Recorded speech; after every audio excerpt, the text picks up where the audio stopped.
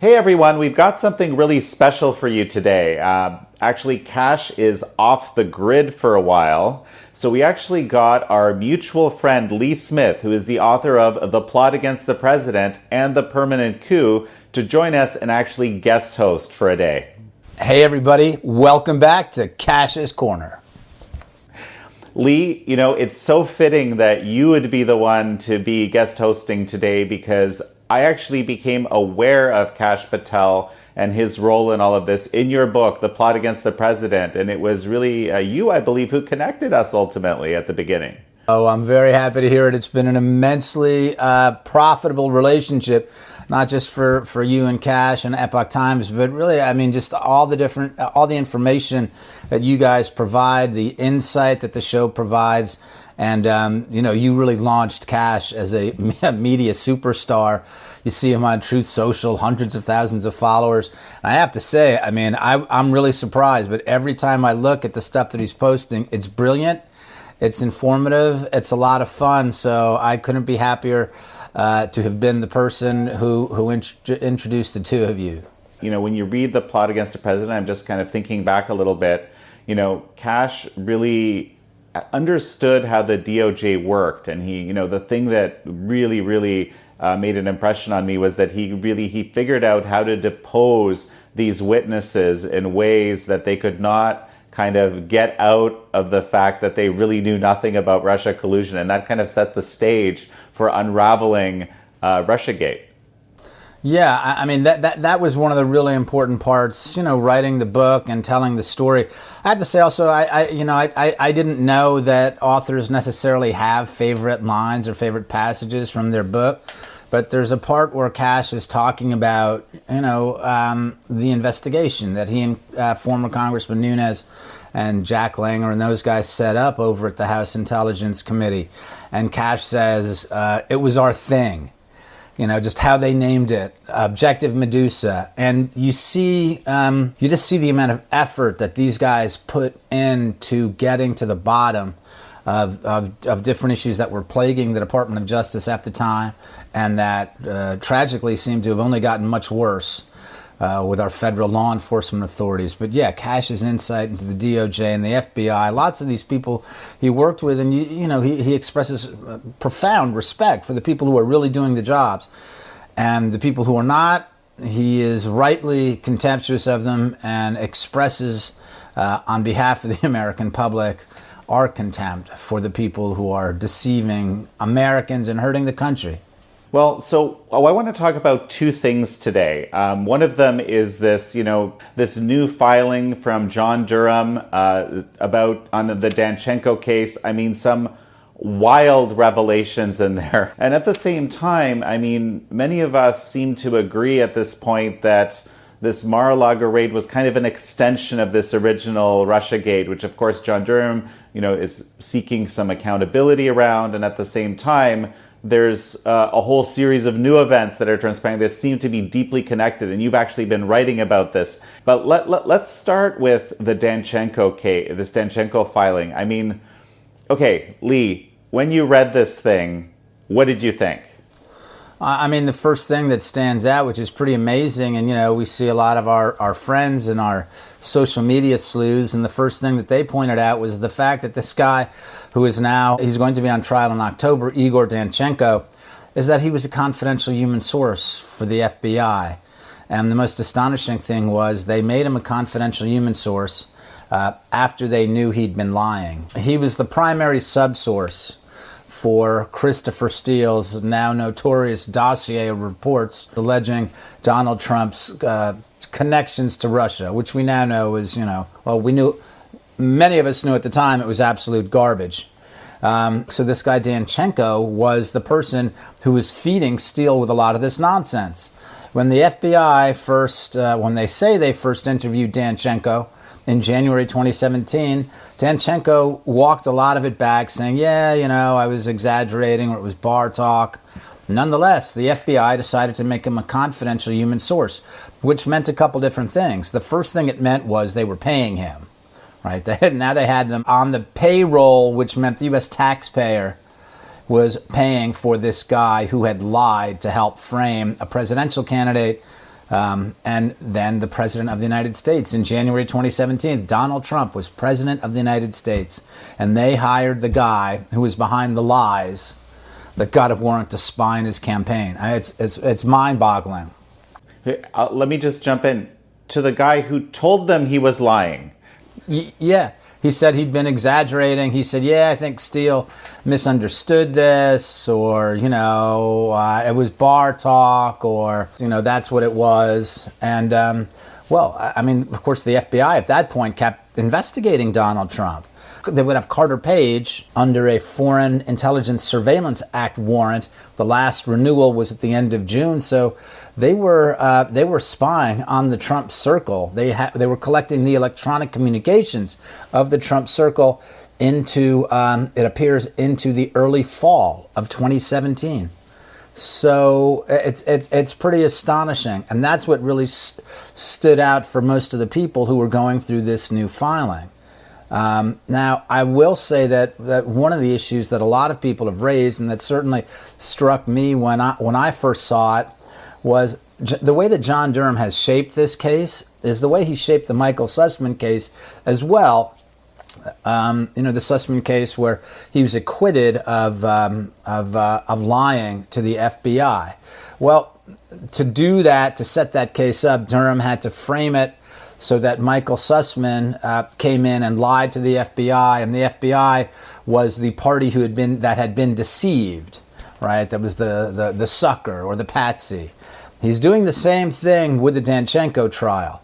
The numerous accounts he has charged Danchenko with are for lying to the FBI. The question is, and this is something, Jan, you and I have been speaking about for years now, and I know that most of the viewers of Cash's Corner are incredibly well read in on the whole subject, but I think our general assessment is that the FBI knew very well that Danchenko was making this stuff up, as was Christopher Steele, because in fact, the FBI had outsourced their lies, right, to contractors, some of whom they wound up paying, we now find out, like Igor Danchenko.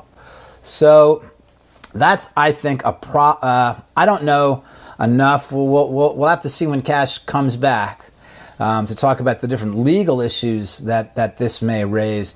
But I think a lot of people are wondering, is John Durham ever going to turn his attention to the FBI? Because if he's again making them out to be the patsy, that they were lied to by Igor Danchenko and they were operating in good faith, a lot of people are going to be more than disappointed. They're going to look at this as though it was a cover-up. If it's protecting the FBI and just going after people like Sussman and Danchenko, that's going to raise a lot of questions. Well, okay, well, let me ask this, and I realize we can't really sort of dig into the legalities of this because neither of us are experts in this. But I mean, couldn't he just simply be trying to establish that he lied to the FBI, and this is a crime, and this is the way to basically, hold him accountable for doing this, with the whole FBI question, whether the FBI was willingly taking the lies or encouraging or whatever it is that might be alleged, that would be a separate issue to deal with. That's the hope, that he's using this as an instrument to get Danchenko, to get him convicted.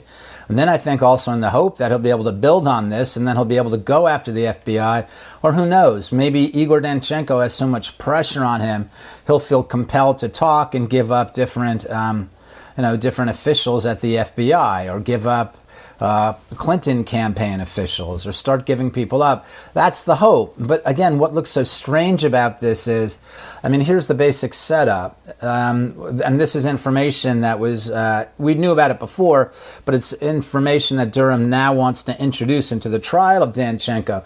The fact that Danchenko was under a counterintelligence investigation by the FBI in 2010. So, you're right, Jan. We shouldn't jump the gun here. Neither of us are lawyers, and we should really rely on Cash for this stuff, and we'll get his information soon. But if it was me and they're charging my client, and I would say, wait a minute, the FBI had this guy under a counterintelligence investigation, and then they hire him as a confidential human source? And you're telling me the problem here is that my guy was lying to the FBI? There's something going on over there. There's something going on at FBI headquarters, and you're looking to hang my guy out to dry, and that's not the problem. The problem is at FBI headquarters. My guy should walk. That's how I see it, because the story is pretty weird. So the FBI was fooled? How were they fooled? They had a counterintelligence investigation on the guy, so they found out he was not a Russian agent. We're not working on behalf of Russia at the time. But again, the idea that, well, now we found out that this guy that we once suspected of being a spy, he's been the one feeding all this information, and now we know he's not telling the truth, and now we're going to make him a confidential human source. Boy, it sure feels pretty, it sure smells bad, and we know what these Washington juries are like. They're ringing up January 6 prisoners for insane, ludicrous charges. They let Michael Sussman walk. Are they going to let Igor Danchenko walk as well? So this most recent filing, it raises a lot of interesting questions about Durham's case, and it also points to corruption at the FBI. Jan, you and I have been looking at this for so long, but I mean, I have to say there's still things that happen that surprise me, maybe just because it's more disgusting than we previously knew. But yeah, this is pretty bad. Well, and the one thing I think that you haven't talked about yet, which I think is a kind of a critical element, is what are the implications from the perspective, for example, of Michael Horowitz, who's trying to figure out, what is happening. He's doing an internal investigation of the FBI. What are the implications of someone like Danchenko actually being a confidential human source for people that are trying to do internal investigations? Yeah, that's a very good question. I asked that yesterday on social media, again, looking for legal advice. I said Michael Horowitz, the Inspector General at the Department of Justice, who wrote that very long and informative report in December 2019, he knew that Igor Danchenko was a confidential human source at that point, that the primary subsource for the dossier had now been brought into the FBI. I mean, that's a big question. If Horowitz did know that, of course, that I wouldn't say it entirely vitiates that Inspector General's report, but it certainly compromises it. And if he didn't know, well, again, that points to more deception at the FBI. But it's just mind-boggling, because the more and more clarity that we think that we're getting, the more details that we think we're getting, there's so much more than we possibly could have imagined. I was speaking to one of the guys from Congressman Nunes's, former Congressman Nunes, his investigation, and he said, look, I mean, is everyone who was involved in this, were they all confidential human sources? What's going on? And it's strange, because I remember having a conversation with a journalist about 3 years ago, and this was a foreign correspondent who'd actually been based in Moscow. And so he actually knows something about the Russians. He knows something about Russian organized crime, and he also knew something about the former Wall Street Journal reporters, Glenn Simpson and Peter Fritsch, who set up this garbage. He said, to me, what this looks like a huge catastrophe, and it wouldn't surprise me if this is all made up of FBI confidential human sources. So who knows if that'll be the next shoe to drop. We'll find out that a whole bunch of sources and a whole bunch of people who were feeding stuff in the dossier, who were sending people in and out of the FBI, were also confidential human sources of the bureaus. So, of course, Steele was one of these confidential human sources. We have Halper, we have Joffe. These are all sort of, very, very important figures as their information came out. But the fact that they were designated as these confidential human sources made them essentially, very difficult to scrutinize. I think that's the thing that I find so interesting. And this is, what people are arguing is maybe the reason that they were made that way, because, it doesn't seem to make any sense to make someone like Danchenko a confidential human source. He's lying. He's not really a Russian agent because he ran that counterintelligence on him. What is he supposed to be confidential on, right? Well, maybe you want to keep him out of scrutiny. That's the theory. Yeah, I think that's the thing. They wanted to bury him. They wanted to bury Igor Danchenko. They didn't want people asking questions. And you'll remember back in May 2018, once the investigation that Kash was leading Objective Medusa. They were asking different questions. They were asking for different documents at the Department of Justice, and the DOJ's response was what? They started leaking to the press. They started freaking out that Nunes and Patel are going to get people killed. They're asking questions about confidential human sources. So that's what they do with this thing, with the confidential human sources. They bury their corruption, and they make it impossible for people to ask questions, and then they turn it around on the people who are asking questions, saying, oh, no, you're the problem. You're the one who's going to get people killed. And look, by the way, I don't know if we want to go there right away, but I think it's worth reminding viewers that this is a lot of the language we're hearing right now around the Mar-a-Lago raid. You might have seen Senator Mark Warner on, I can't remember what show it was over the weekend, but he's talking about, oh yeah, these documents that Trump has are going to get people killed. And so we've heard a lot of the language about confidential human sources, that's what some of the documents that former President Trump may have had around Mar-a-Lago. So that's why I think a lot of people think that there's a connection, I know I certainly do, between the Mar-a-Lago raid and Russiagate. Well, you have a really fascinating theory around this, and I want to jump into that in a moment. Before we go there, let's talk just a little bit about what I guess how Durham has built his case or forwarded his case in this finding. I mean, essentially, Danchenko said one of his subsources was this guy Sergei Milyan, who was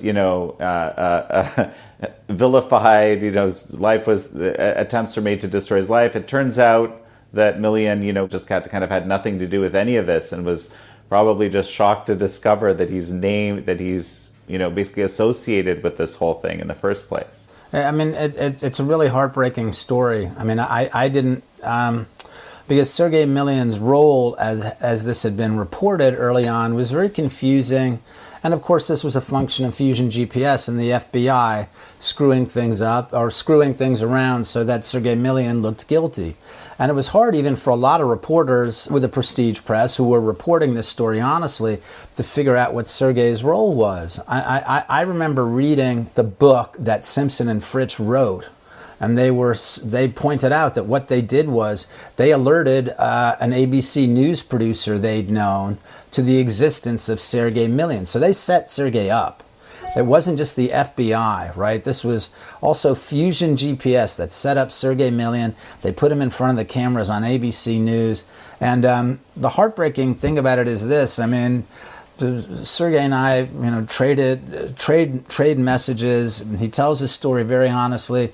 He's understandably very suspicious about the bad people who have done bad things to him, and he's very worried.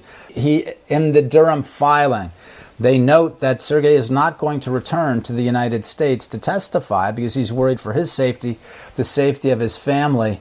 And also he doesn't trust the FBI, and for good reason, because the FBI, I wouldn't say that's destroyed his life. So I think wherever Sergei is, he's doing great. He's doing great right now. He's living his life well. But remember what happened here. I mean, this is a guy who, as a young person, had an opportunity to come to the United States and succeed. And he did. He first landed in Atlanta. I mean, the guy went out and did everything, right? He worked as a translator. He came over for a hotel fellowship. He started his own organization, the Russia-America Chamber of Commerce. So he was a real go-getter, and finally he became an American citizen. I mean, it's just such a beautiful immigrant story about a guy looking at America from abroad, and this is what he wants, and he comes, and he's a hardworking guy, and he's so successful, and what do? American law, federal law enforcement, and the media, the prestige media, set this guy up. They frame him as a spy, and they do this incredible damage to his life. So one of the things that I keep telling Sergei whenever we're in communication is, boy, I hope this is all over soon. I want to take you out to dinner, and we'll all go around and just celebrate that you're back here in your country, because it's a heartbreaking story. And God bless Sergei. He's such a good guy and has such a strong character and is such a great American. So I hope he gets to come back to his country soon. So I think in this filing, Durham makes a strong case that Danchenko was lying, and especially this, around Sergei Milyan. It seems pretty strong. He also has, as a witness, the guy who allegedly provided the quote-unquote P-tape information, who's saying this has nothing to do with anything. I mean, that's my paraphrase. Yeah, this is a clerk at the Moscow Ritz Hotel, who I think the filing says that he doesn't speak Russian. He's a German guy, which I guess makes sense. They have a lot of international travelers coming in and out of fancy hotels like that. But yeah, apparently he's going to testify at the trial, which should be great because it'll dispel the biggest, of course, this was how they sold the whole dossier, right? It's actually kind of a fascinating communications plan, because the underlying message is, Trump was colluding with Russia, a well-organized conspiracy with the Kremlin, right? That's the message that got the spy warrant on the Trump team. But how did it get everyone's attention?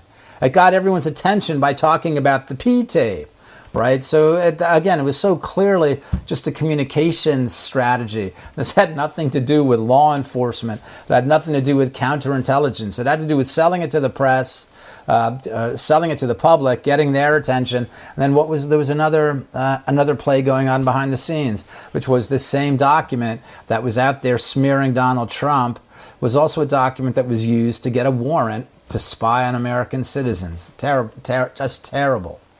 Lee, we've been discussing how, essentially, and I mean, actually, it was you and Kash that kind of brought me over to this view that this is, the whole Mar-a-Lago thing is really just kind of an extension of Russiagate. And you actually have a very interesting theory about what it is they were exactly looking for and why. Well, I mean, it really was Kash, because Kash is saying, that's what these clowns are looking for, and I think when I say clowns, I'm probably quoting Kash directly on that. At first, when I first saw news of the raid, my immediate impression was, well, it's obviously going to be about January 6th stuff, because that's what they're trying to do. They're trying to roll up all the January 6th defendants and Donald Trump and tie Donald Trump to them, and seditious conspiracy and whatever other nonsense they're making up. That was my earliest assumption. But then I heard Kash continue to talk like, no, I believe this is about Russiagate documents. So I looked at the timeline. I laid the timeline out, and it sure at the two things: the timeline. And they're responding to Kash. They're responding to different things that Kash is saying. They're misinterpreting what Kash is saying, I believe, but they're hearing what they want to hear.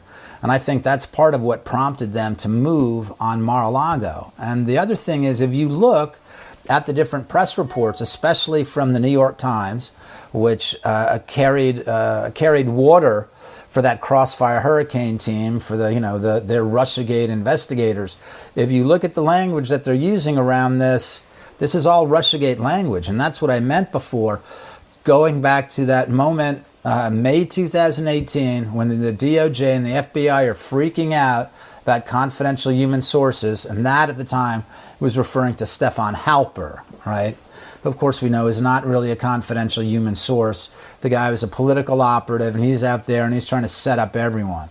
Carter Page, George Papadopoulos, Michael Flynn, Svetlana Lokova, but that's who they're protecting. But again, this is a lot of the language, and I urge our audience here, Kash's Corner audience, I don't like to send anyone back to the New York Times or Washington Post at this point, but as you're reading through the reports, pay attention to that stuff about confidential human sources and Foreign Intelligence Surveillance Act warrants, because you see this in lots of the reporting. And your audience, Jan, Kash's audience, you guys will know better than anyone else what this language is referring to, right? It's referring to Russiagate stuff. Because the idea that Donald Trump has somehow got documents referring to other confidential human sources, that he's got a stash of papers on confidential human sources or is collecting FISA warrants, is preposterous.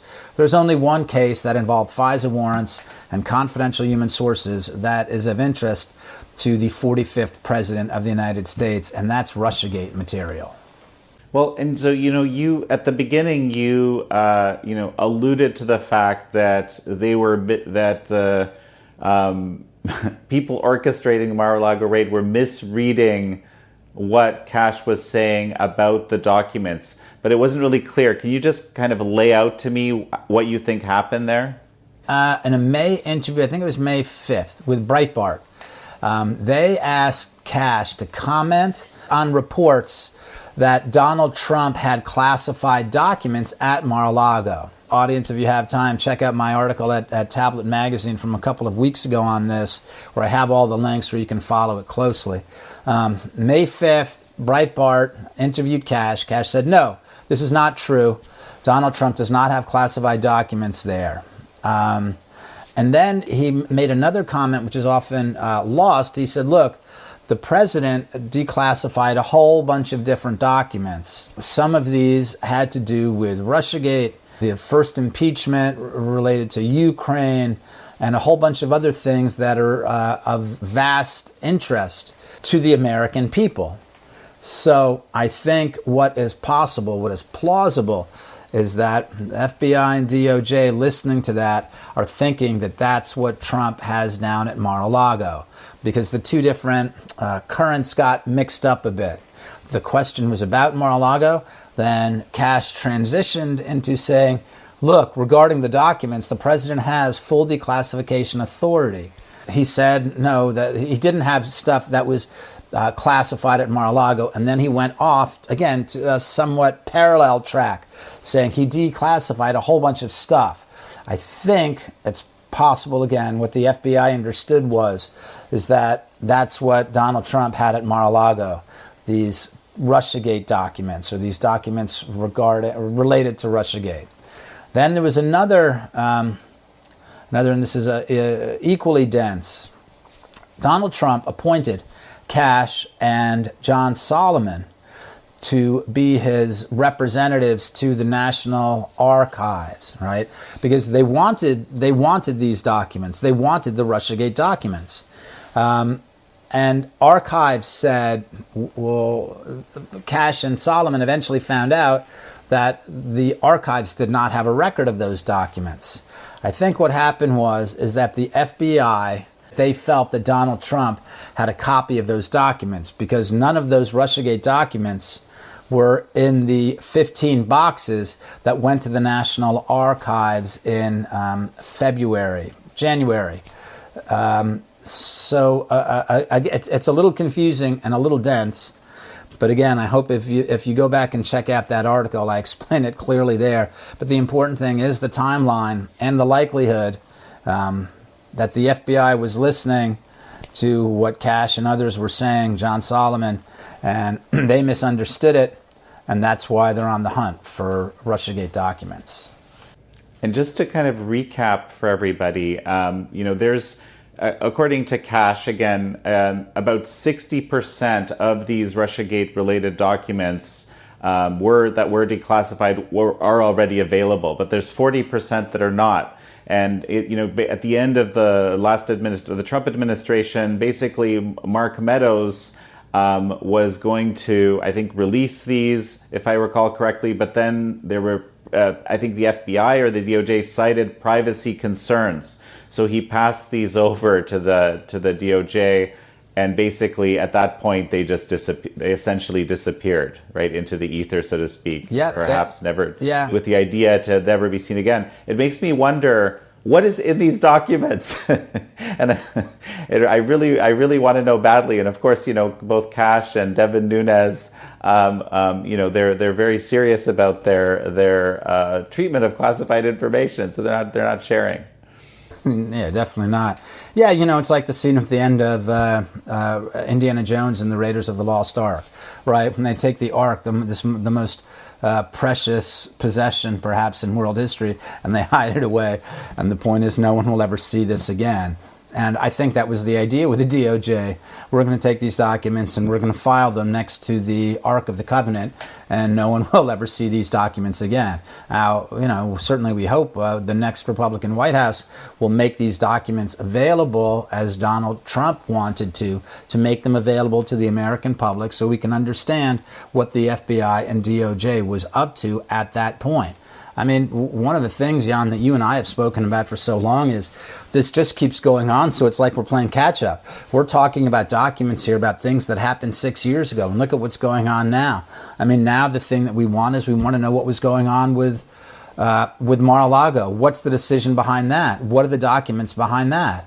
And and there's a reason that Mar-a-Lago looks a lot like Russiagate, right? Remember the affidavit that was released about 2 weeks ago? It was so heavily redacted, it reminded us of the heavily redacted FISA warrant on Carter Page.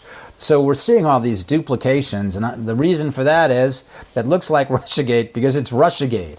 But we keep moving along, we keep pushing along, and it was thanks to people like Kash and Devin that we got some information, some transparency to begin with, and we hope that John Durham will provide more, and certainly the information he's giving us will help with transparency. But I think people want accountability, and that's what the American public wants too.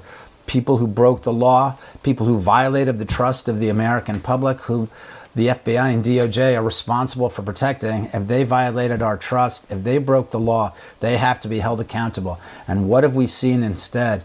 We've seen a 6-year-long campaign to defend themselves, to avoid accountability. And that's why they made Igor Danchenko a confidential human source. Not because he had any useful information.